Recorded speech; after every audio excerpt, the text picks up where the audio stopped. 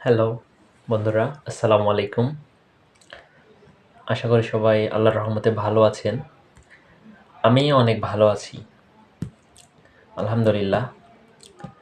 তো বরাবরের মতো আবার চলে আসলাম অন্য আরেকটা ভিডিও নিয়ে, অন্য আরেকটা টপিক নিয়ে। তো আমার আজকের টপিকটা হচ্ছে আমার নিজের শুরুর থেকে, মানে রাশিয়া আমি সর্বপ্রথম আসার মতো চিন্তাভাবনা ছিল না যে আমি রাশিয়া আসবো, বা রাশিয়া সম্পর্কে অতটা ধারণাও ছিল না। আমি ট্রাই করেছিলাম জাপানে। আমি জাপানিজ ল্যাঙ্গুয়েজও মোটামুটি শিখেছিলাম। বাট কোনো একটা কারণে, হ্যাঁ, আমার সেখানে যাওয়াটা হয় না, বা সে স্বপ্নটা পূরণ হয় না। তো পরবর্তীতে আমি খুব ডিপ্রেসড হয়ে যাই। তো আসলে যারা জাপানের জন্য ট্রাই করছে বা করবে, তারা আসলে, মানে কি বলবো ভাই, জাপানি ল্যাঙ্গুয়েজটা সো স্ট্রং। অ্যান্ড ওখানকার আপনার হচ্ছে বিশেষ করে কাঞ্জিগুলা, হ্যাঁ, অনেক কঠিন। তারপরও আমি মোটামুটি ভালোই শিখেছিলাম, কনভারসেশন পারতাম। তো যখন হয়েছিল না, যার জন্যে আমি অন্য কোথাও ট্রাই করতেছিলাম এবং খুঁজতেছিলাম। তো খুঁজতে খুঁজতে আমার এক ছোট ভাই আমার এই কথা বললো যে, ভাইয়া তুমি তো বাইরে যাবা, তুমি রাশিয়াতে দেখো। তো তখন আমি হচ্ছে আম, আহ, দেখতে শুরু করি, হ্যাঁ, যে আদার্স আপনার হচ্ছে সার্চ দিই যে কেমন কি। দেন আমি হচ্ছে কিছু ইনফরমেশন পাই এমন যে সেখানে প্রথম কথা হচ্ছে খরচ অনেক কম। আর দ্বিতীয় কথা হচ্ছে যে আমি যে পেমেন্টটা করব, সেই পেমেন্টটা সেখানে দেশে থাকতে আমার ৳১ দিতে হইতেছে না, আমার রিস্ক কম থাকতেছে। হ্যাঁ, তো তারপরও অনেক ভাবনা চিন্তা করলাম যে সেখানে না জানি কি হইতেছে, হেন তেন। এটা তো আর বলতে হয় না, সবাই এরকম ইয়া করে। তো তারপরে আমি যাদের, মানে আমার এক সমবয়সী বলবো, তারপর বড় ভাই বলবো তারে, তার সাথে কথা বলি। তো তিনি আর কি সুন্দরভাবে এক্সপ্লেন করেন যে না, এখানে কোনো সমস্যা নাই। সমস্যা যেটা হচ্ছে সেখানে অন্যখানে, এখানে কোনো সমস্যা নাই। দেন আমি হচ্ছে একটু কনভিন্স হই, পরিবারও একটু কনভিন্স হয়। তো তার মাধ্যমেই, তিনি এখানেই থাকেন মস্কো শহরে। তার মাধ্যমে আমি আমার অ্যাপ্লিকেশনটা করি। তো সে আমার খুব ভালো একটা, মানে বন্ধু বলবো, বিশ্বস্ত বলবো, সবকিছু পরিচয় দিয়েছে। তাকে অনেক ধন্যবাদ। সে আমার কাজটা খুব সুন্দরভাবে করে দিয়েছে। হুম। আর দেন হচ্ছে আমি, মানে আম তার সাথে কথা বলি। কথা বলার পরে কাগজপাতি জমা দিই। কিন্তু ইনভাইটেশন আসার কথা আসে না, বের হয় না।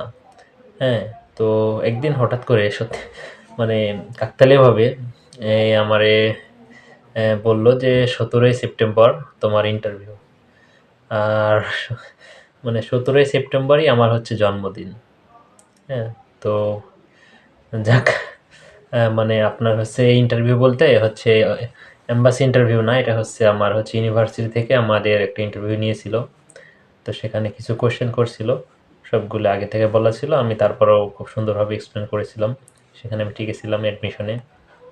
দেন তারা আমার ইনভাইটেশন ইস্যু করে। এটা হলো অক্টোবরের আহ, অক্টোবরের হচ্ছে ২১ তারিখে। হুম। কিন্তু আমি আমি একটু বোকামো কাজ করেছি। বোকামো বললে ভুল হবে। আমি সততার পরিচয় দিয়েছি যে আমি কখনো, মানে ইলিগেল ভাবে ভুয়া ইনভাইটেশন দিয়ে আমি সিরিয়াল দিই নাই। আমার ইনভাইটেশন আসার পরে আমি দেন চলে গেছিলাম ঢাকাতে। ঢাকাতে যেয়ে আমি হচ্ছে সিরিয়াল দিয়েছিলাম। অ্যান্ড অন্যান্য কিছু কাজ ছিল, সেগুলো কাজও শেষ করেছিলাম। আমার হচ্ছে একটা বিষয় বলে রাখি, আমি কিন্তু একদিনেই আমার যে সার্টিফিকেট ছিল এডুকেশন বোর্ডে, আপনার মাদ্রাসা এডুকেশন বোর্ড ছিল, এসএসসিতে একটা সার্টিফিকেট ছিল, আমার হারাই গেছিলো। আমি তো সেখান থেকে আর কি আবেদন করেছিলাম। একদিনে আমি মাদ্রাসা সার্টিফিকেট তুলেছি। ওই সার্টিফিকেটগুলো বোর্ড থেকে অ্যাটেস্টেড করেছি, ফরেন মিনিস্ট্রি অ্যাটেস্টেড করেছি, এবং এডুকেশন মিনিস্ট্রি। মানে ওভারঅল ৩টা, মানে কাজই আমি একদিনে শেষ করে ফেলেছিলাম। তো আমি কিভাবে শেষ করেছিলাম সেটা হয়তো অন্য একদিন আলোচনা করব। এটা আসলে একটু, মানে বুদ্ধিরও পরিচয় দিতে হয়। হুম? সব জায়গাতে তো আর আপনার মানে কি বলবো, পাখামো চলে না, তারপরেও একটু মানে সততা এবং বুদ্ধি দিয়ে চললে অনেক কিছুই সহজে চলে আসে। তো যাই হোক, আমি সেটা শেষ করেছিলাম। শেষ করার পরে চলে আসছিলাম। দেন আমি প্রিপারেশান নিই সিরিয়াল দেওয়ার 10 দিন পর থেকে। হ্যাঁ, কিন্তু সত্যি কথা বলতে তখন এম্বাসির অবস্থা খুব মানে খারাপ ছিল। খারাপ বলতে এই জন্যে যে প্রচুর স্টুডেন্ট সেখানে ভিড় করতো, আমরাও ভিড় করতাম। অনেক অনেকটা রাত গেছে, হ্যাঁ, অনেক রাত পার করেছি আমি। এম্বাসির সামনে যে দেয়াল আছে, সেই দেয়ালে পিঠ ঠেকিয়ে নিচে একটা হচ্ছে আপনার এই ইট বিছাই, হ্যাঁ, একটা ইটের তলে কত রাত পার করছি সেখানে। তো যাক, ফাইনালি আলহামদুলিল্লাহ আমি ইন্টারভিউয়ের জন্যে যখন সুযোগ আসে তখন আমি ইন্টারভিউ ভালোভাবে দিই এবং তাদেরকে খুব সুন্দরভাবে কনভিন্স করেছিলাম এক কথায়। আমি যে খুব ভালো ইংরেজি পারি তাও না, কিন্তু আমি আগে থেকে অনেকগুলো ওয়ার্ড শিখেছিলাম যেগুলোতে তাদের কনভিন্স করা যায়। তো এই প্রসঙ্গে হয়তো অন্য একদিন আমি আলোচনা করব, কারণ যাদের এগুলো প্রয়োজন, হ্যাঁ, যারা ইংরেজি একটু কম বোঝে। কিন্তু সত্যি কথা বলতে ভাই, ইংরেজি কম তারাও বোঝে যারা আপনার ইন্টারভিউ নেবে, কিন্তু আপনারা একটু কনভিন্স, একটু কৌশলে কথা বললে তারা অনেক সুন্দরভাবে কনভিন্স হয়ে যায়। তো এই আর কি, আলহামদুলিল্লাহ ভালোভাবে ইন্টারভিউ দিই। উনি যিনি আমার ইন্টারভিউ নিয়েছেন উনি সেদিনই বলেছিলেন যে ইউ কাম 2টার পরে যেতে বলেছিল। তো আমি ব্যাংক স্লিপ নিয়ে 2টার পরে দাঁড়িয়েছিলাম। তো আমি খুব সুন্দরভাবে দাঁড়িয়েছিলাম ওইখানেই, যতক্ষণ না আমার ডাক আসে আমি একটা পাও নড়ছিলাম না। তো পরবর্তীতে মেবি 4টার পরে অ্যাম্বাসেডর নিজে বের হয়েছিলাম, সরি অ্যাম্বাসেডর বলছি, কনসালট্যান্ট।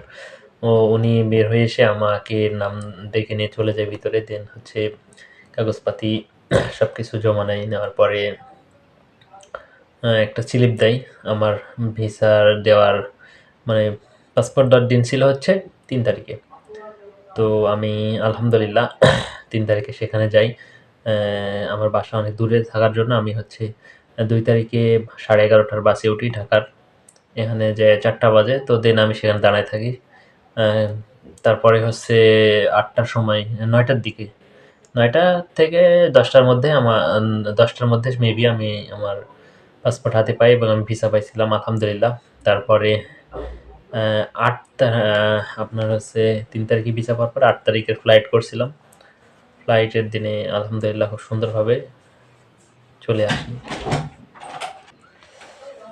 তো যাই হোক, আলহামদুলিল্লাহ চলে আসি। আসার পরে এখানে আমি এয়ারপোর্টে ইমিগ্রেশনের জন্য মোটামুটি কিছুক্ষণ ছিলাম। তবে আমি খুব স্মার্ট লোকেই ছিলাম বলা যায়, যে শ্যুট পরে আসছিলাম, আগে থেকে বলা ছিল। তো আমার কোনো কোশ্চেন করে নাই, কিন্তু আমাদের অনেক কয়জনকে বসায় রাখছিল আমাদের সব কিছু চেক করার জন্য। তো চেক করার পরে দেন আমাদের হচ্ছে, যখন আমার ইমিগ্রেশন মানে লাস্ট বর্ডার কন্ট্রোল একজন মহিলা ছিলেন, উনি আমারে দেখে টেকে তখন লাস্টে ইমিগ্রেশনের কার্ড যখন আমার দেয়, তখন আমি বললাম, ম্যাম আমি আই গো। তো বললে, well yeah you may go now and welcome to Russia. Wow, the ফিলিংসটা ছিল না অসাধারণ। তারপরে তো চলে আসি এয়ারপোর্টের বাইরে, অনেক শীত, লাইফে ফার্স্ট টাইম স্নো দেখলাম, রাস্তাতে বরফ দেখলাম। দেন তারপরে ডাইরেক্ট আমরা ডরমিটরিতে চলে আসি। আলহামদুলিল্লাহ এখন যেখানে আসি অনেক সুন্দর আছি। এটা হচ্ছে আমার রুমটা হচ্ছে অনেক সুন্দর, মানে বলে বোঝানো যাবে না। হ্যাঁ, অনেক বড় বড় ইউনিভার্সিটি ডরমিটরিও হয়তো এত ভালো হয় না। হ্যাঁ, তো যাক, ওভারঅল খুব ভালো আছি আলহামদুলিল্লাহ এখানে। আর এই যে এটা হচ্ছে এমন একটা ফ্রেন্ড পাইছি এখানে এসে, এটাই হচ্ছে অনেক বড় কিছু। হ্যাঁ, বাসা থেকে কত হাজার হাজার মাইল দূরে আছি, হ্যাঁ, আর একটা ভালো একটা ফ্রেন্ডের খুব দরকার। হ্যাঁ, তো হ্যাঁ বেটা, কি নাম তোমার ভাই? Ratul, Mohammad Ratul, and he is a new, I am a new। আর আমরা তো অবশ্যই একটা আশা নিয়ে এখানে আসি। আর এখানে অনেক বাঙালি আছে। হ্যাঁ হ্যাঁ, এখানে একটা জিনিস বলতে ভুলে গেছি, এটা বোঝা যায় না যে আমরা ঢাকায় বা বাংলাদেশে আছি নাকি আমরা রাশিয়ায় আছি। বাইরে গেলে বোঝা যায়, কিন্তু হোস্টেলে বোঝা যায় না। মানে আমরা হচ্ছে 4th ফ্লোরে থাকি। 4th ফ্লোরে দেখা যাচ্ছে যদি 40 জন থাকি তার মধ্যে 30 জনই বাঙালি। তো বোঝাই যায় না যে আমরা বাসা থেকে দূরে আছি। হ্যাঁ, এটা একটা ভালো একটা ইয়ে। যেমন গত পরশু দিনে আমার সাথে একজন ইন্টারভিউ দিয়েছিল, উনি হচ্ছে মস্কো ভেটেরিনারিতে আছেন। তো উনি আমারে ফোন দিয়ে বলছে, ভাই আমি আজ 5 দিন হলো ভাত খাই না। কেন?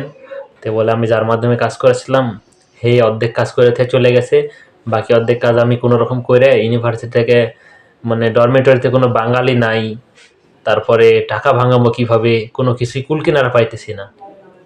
হ্যাঁ, তো ওনার জায়গা আমার থেকে অনেক দূরে, আর আমিও অনেক নতুন। আমার আশেপাশে হলে হয়তো আমি তাকে সাধ্যমতো হেল্প করতাম। তারপরও আমি তারে কিছু লোকেশন দিয়েছিলাম। তো বাঙালি থাকলে একটা সুবিধা হয়, অনেক ভালো সুবিধা। হ্যাঁ, আমার ওই 2টা ব্যাংকের অ্যাকাউন্ট খোলা হয়েছে, 2টা সিমও নিছি, এসবিআই এর অ্যাকাউন্ট খুলছি আপনার টি ব্যাংকে। তো যেদিন আসছিলাম ওই দিনই অ্যাকাউন্ট খুলে দিছি। তো যা হোক, সবচেয়ে বড় কথা হচ্ছে ভাই, যারা সেলফ অ্যাপ্লিকেশন করবেন সমস্যা নাই ভাই, আমাদের মতো বহুত বাঙালি আছে আপনাদের ফ্রি পরামর্শ দেওয়ার। অবশ্যই। বা যারা মনে করবেন যে না সেলফে অনেক ঝামেলা, এয়ারপোর্টে কে করবে, এখানে যাব এখানে যাব হ্যান ত্যান, তো যারা অ্যাপ্লিকেশন করবেন, আমি কোনো অ্যাভেলেবল ট্যাক্সি পাবেন আপনি।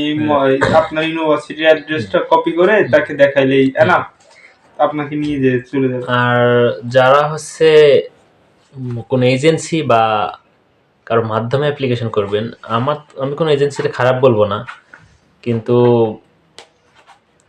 একটু ভাইবে চিন্তে আসবেন যে ছেলেটা আপনার এলাকার কিনা, বা সেই এজেন্সি আপনার ট্রাস্টেড কিনা। হয়তো আপনাকে এখানে নিয়ে আসবে, কিন্তু এখানে আসার পরে যে ভোগান্তিতে ফেলাইবে, এইটার জন্য আপনি প্রস্তুত থাকতে পারতেন না। মানে প্রচুর পরিমাণে পেইন, একা একা চাপ নিতে পারতেন না। নতুন দেশ, নতুন পরিবেশ, নতুন ওয়েদার, হ্যাঁ, সব কিছু মিলে মানে এখানে তো আপনার কি বলবো, মানে ভাষায় প্রকাশ করা যাইতো না। হ্যাঁ, এতটা চাপের মধ্যে পড়বেন, এতটা ডিপ্রেস চলে যাবেন, দেখা যাচ্ছে প্যানিক খেয়ে যেতে পারেন। সো আসার আগে এই জিনিসটা করবেন, যেন ভালো কোনো লোকের মাধ্যমে আসেন। আর নিজে অ্যাপ্লিকেশন করলে বাই বুকের যদি সাহস থাকে চলে আসেন, কোনো সমস্যা নাই। এখানে রাশিয়া বাংলাদেশ না, বাংলাদেশ থেকে অনেক সিকিউর, আপনার 1 টাকা কেউ মাইরাও খাইতো না। সিকিউর মানে আমরা রাত 10টা 11টার সময় যদি নিচে মলে মানে শপিং করতে যাই গ্রোসারি, তাও মানে রাত 2টা বা 1টা যদি কেউ আসা যাওয়া করে, তো টোটাল সেফ। মানে শুধু ছেলেদের ক্ষেত্রে না, মেয়েদের ক্ষেত্রেও সমান অধিকার। Yes yes. আর এমনকি মেয়েদের জিনিসপত্রের দাম অনেক কম কম্পেয়ার টু ছেলেদের। আর সবচেয়ে বড় কথা হচ্ছে এখানে আসার একটা হচ্ছে এখানকার এডুকেশন সিস্টেম আর খুবই ভালো, অ্যাকোমোডেশনটা অনেক কম, মানে লাইক খুবই কম, বাংলাদেশ থেকে অনেক কম এবং মান অনেক ভালো। জীবনযাত্রার মান যেটা আমরা বলতে বোঝাই, কি বলবো ভাই আপনারে, মানে রাশিয়া একমাত্র দেশ যেখানে আপনি 1 মাসের মধ্যে 3 দিন যদি কাজ করেন, 3 দিন আপনার সারা মাসের খরচ হয়ে যাবে। আমার জানা মতে বিশ্বের মধ্যে রাশিয়াই একমাত্র দেশ যে এই সুযোগটা পাওয়া যায় যে 3 দিন কাজ করলে সারা মাস বসে থেকে খাওয়া যায়।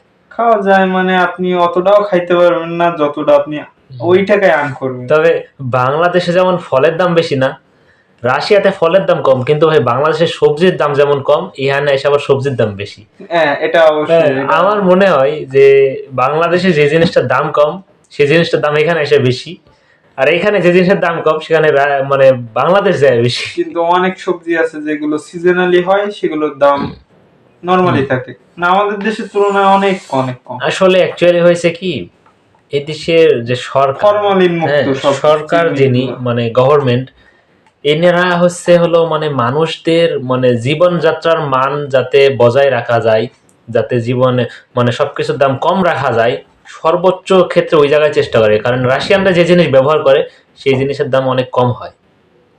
আবার সাপোজ আমরা অনেক কিছুই এখানে লক্ষ্য করে দেখতাছি, হ্যাঁ, যে তারা যেগুলো জিনিস ব্যবহার করে যদি ব্র্যান্ডেরও হয়, তারপরেও দাম এখানে যথেষ্ট পরিমাণ কম হয়, বাংলাদেশ থেকে অনেক কম।